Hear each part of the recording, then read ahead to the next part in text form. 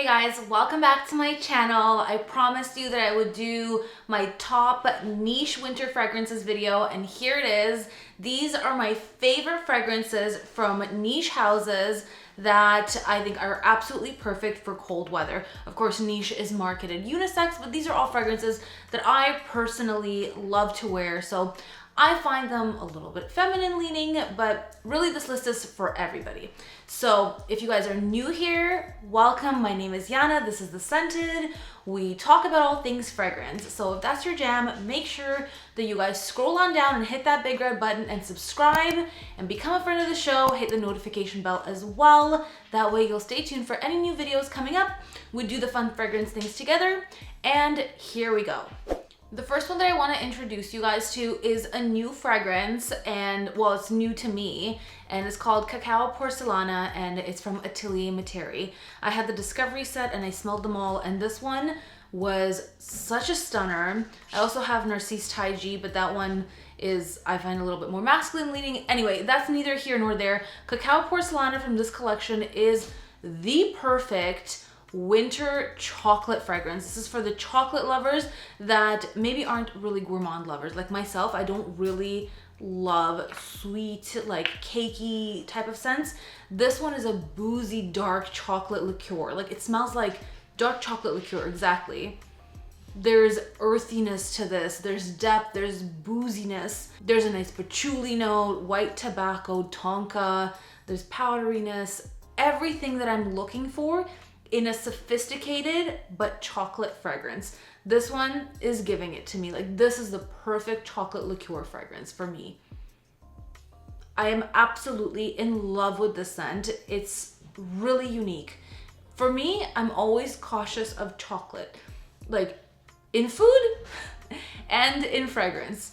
In food because it makes me break out, and in fragrance because I just find it too dessert-like and sometimes immature. But when I find that perfect gem that smells sophisticated and rich and elegant, I'm all over it. Like, I love to push boundaries and go with notes where I don't typically venture, and chocolate is one of those. And this one, I'm telling you guys, if you're looking for a boozy scent and you love chocolate and you want like a deep, earthy, rich, but still sweet, like it's still quite sweet, natural smelling, delicious chocolate, this is it. This is the perfect chocolatey, boozy fragrance. Next up is Maison Francis Kurkdjian Oud Satin Mood. You guys know my love affair with this fragrance. This is 007 Vanilla Rose and Oud. It's perfection. It's a perfect oud note for me. It's so balanced. I don't think I could find a better rose oud combo than this. This one is very glam. I'm in love with it, and I think it's gonna be in all of my top cold weather lists. It's not too sweet. It has a very prominent but subtle and smooth oud note. There's no sharpness to this. It's addictive. This is one of those that I just want to keep sniffing and sniffing and sniffing. Sometimes I just come up to it on my counter and I open it up just to sniff it. Just if I'm not feeling glam enough that day, if I'm not feeling 007 Femme Fatale enough that day, I'll just sniff it. But it's an absolute stunner. Like, if you guys haven't smelled Oud Satin Mood, this one I find more feminine leaning. Oud Silk Mood is the one that I find a little bit more masculine leaning, but very, very similar oud note in those. Just Oud Silk Mood has less sweetness, less rose. This one is a little bit more feminine for my nose. Next up is Kilian's Intoxicated. This is a really spicy coffee fragrance, like a black coffee with spices. Imagine you brewed a nice strong cup of black coffee and you infused it with cinnamon and nutmeg, cardamom, all your favorite spices. It's very, very sexy. This one I think is totally unisex. Men, women can easily wear it. This falls right in the middle. This really falls right in the middle. I love wearing this in the evening. I've worn this on daytime like occasions as well, but this is more of an evening reach for me and more of a cold weather scent. This one smells to me like it would pack more of a punch and be a louder fragrance and project a lot, but I find that it actually, for me, it stays somewhat intimate. Like, it doesn't It doesn't project like crazy. And it doesn't really like last a full day. Like, I mean, I'm not complaining about longevity. I still get a good 6 to 8 hours out of this. But I'm just saying that for the scent, like the way that it smells upon like first spray, you would think that it's a powerhouse fragrance, but it's not, which is actually a really good thing because it makes me be able to wear it more easily. Like, it doesn't overwhelm me. It's a strong, spicy coffee fragrance, but it's subtle enough that I can not get overwhelmed by it. Like, this is what I'm looking for in a spicy fragrance. I don't want it to overpower, and I don't want it to shock the room. I want it to be balanced enough, and this one isn't too much. Next up is Jo Malone's Myrrh and Tonka. As the name strongly insinuates, yes, Myrrh and Tonka are the dominant notes here. There's also really nice vanilla.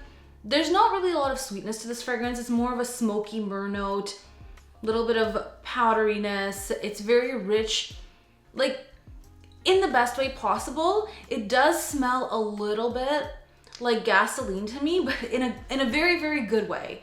It's addictive and it's very sexy and dark.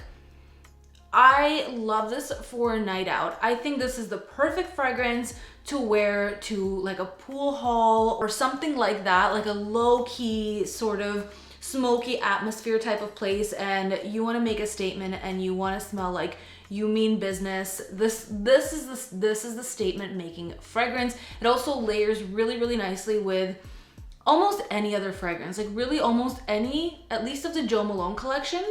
The intense bottles, it layers beautifully.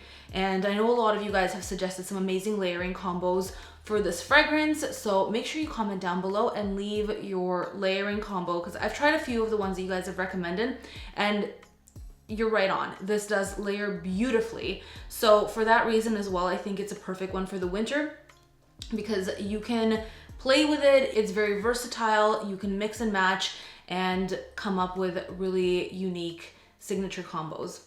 But I also really love wearing it on its own. All of the ones that I've mentioned up to now are like really heavy hitters, kind of like bold in your face. Next, we're going in a different direction. This is a very different fragrance, as you can tell just by the way that it looks, and it's called Stairway to Heaven, and it's from Jules Emad. This smells like being up in the mountains. It really does. That's what it's inspired by, and the fragrance really brings that concept to life. It smells like snow. It has aldehydes that smell similar to what you find in Tom Ford's Metallique. It smells fuzzy. It has a really like snow-like effect to it, like clean, crisp, sparkling snow. This one is amazing for the winter. When I first smelled this fragrance, I didn't realize how beautiful it would be in the cold weather, but this one, it's for the cold weather. It is winter. This fragrance is winter. Like, it embodies winter. This is what winter smells like. There's a little sweetness to it. This is a perfect winter night. Slow falling snow, like big snowflakes. You're somewhere in the mountains, like you can see the mountains. It's snowing. It's a mild day. Night. It's a mild night. I'm painting you guys a picture so you can understand what this smells like.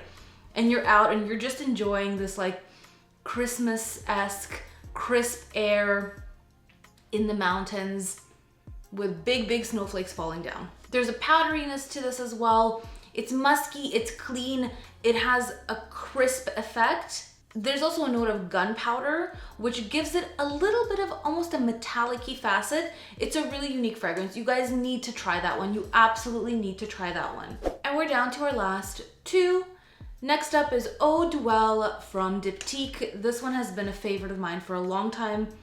It's one of my favorite vanilla scents that smells foresty. It really has a beautiful foresty effect to it. It has this smell that, imagine like you're walking through a forest, an evergreen pine forest, and eating vanilla ice cream. That is the way that I always describe it, and that is the best way that I can describe it.